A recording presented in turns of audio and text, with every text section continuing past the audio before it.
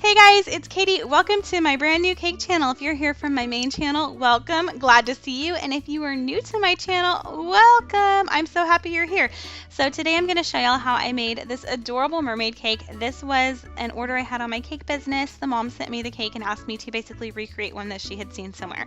And I thought I would show y'all how I did it. So this is a 2-tier cake. You need to start off by baking 2 8-inch round cakes and 2 6-inch round cakes for this.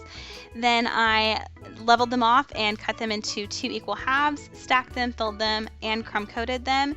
I'm using cream cheese frosting that was dyed to a turquoise, and red velvet cake. Red velvet cake tends to be very crumbly, so you want to take extra care when you're doing your crumb coat. Make sure you get all those crumbs really glued in and toss it in the freezer for a good 30 minutes or so that it has time to really firm up. And then it's time to start frosting.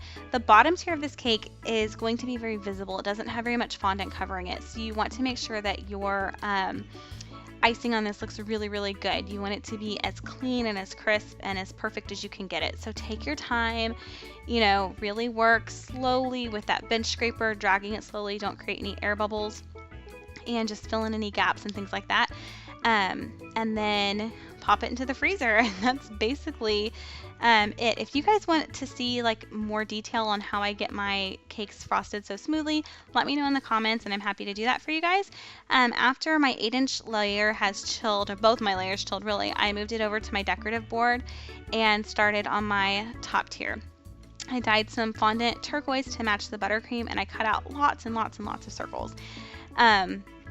I did support this cake with dowels, both on the bottom and in the center. And again, if that's something you guys want more information on, let me know in the comments and I'll show you guys how I stack my cakes to give them extra support.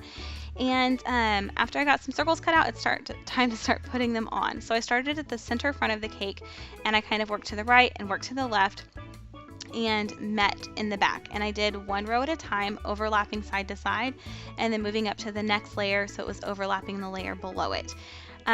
Basically, this is going to make a fish scale pattern, so the more overlapping you have, the more realistic it looks, and it doesn't look so much like you just have circles. I did add a couple of purple scales in there, and then my turquoise, as I worked my way up, I was slowly mixing in little amounts of white fondant to kind of give it an ombre effect. When you get to the top edge of the cake, you do want to kind of fold those circles over so that you get that seamless appearance, and then just keep working your way all the way to the very top of your 6-inch layer so the whole thing is covered in little fish scales. Not fish scales, they're probably mermaid scales, let's be real here. Then I made some edible seashells, or some candy seashells, to go on the cake using a mold from Hobby Lobby and some candy melts. When you're dyeing candy melts do not like gel food coloring. They tend to seize up and they make this really gross, almost gelatinous goo.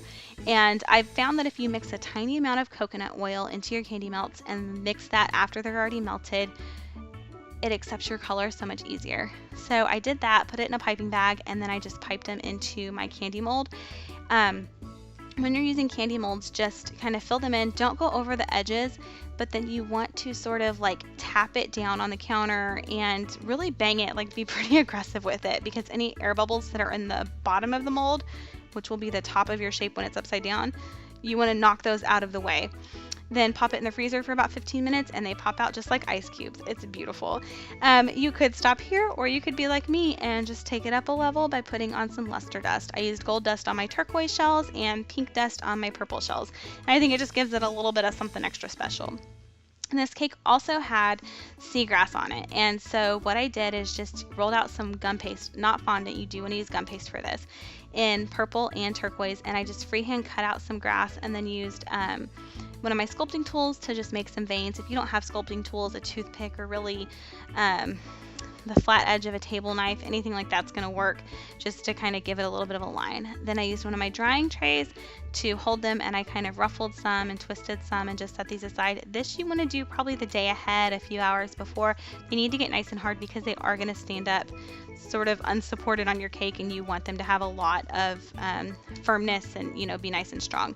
Then I made a nameplate by rolling out some white fondant, and I rolled this out pretty thick and just cut it with a cookie cutter, a plaque shaped cookie cutter, and put the birthday girl's name on there by rolling out really tiny snakes of purple fondant and then just sort of shaping her name on there. I just played with it until I got it the way that I wanted, and then after it was on there, I did use some piping gel to kind of glue it into place.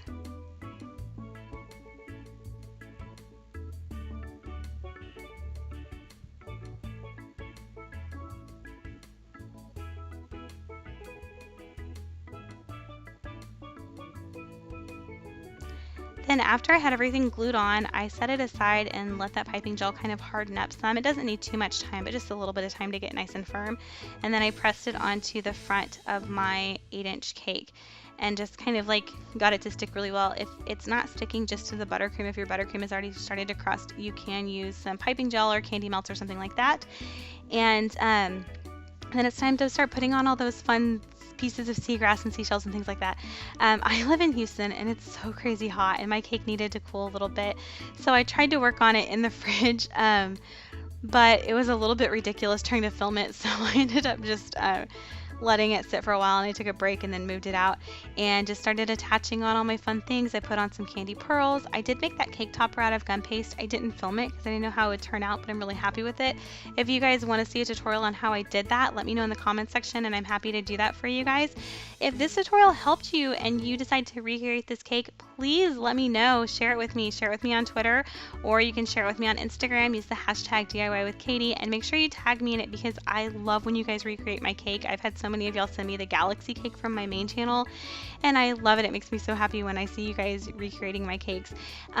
Once again, if you enjoyed this video, please give it a thumbs up. It helps me out. And if you guys have tutorials for future cakes or requests for like more fundamental kind of stuff with cake making, let me know in the comment section down below, and I will see y'all in my next video. Bye.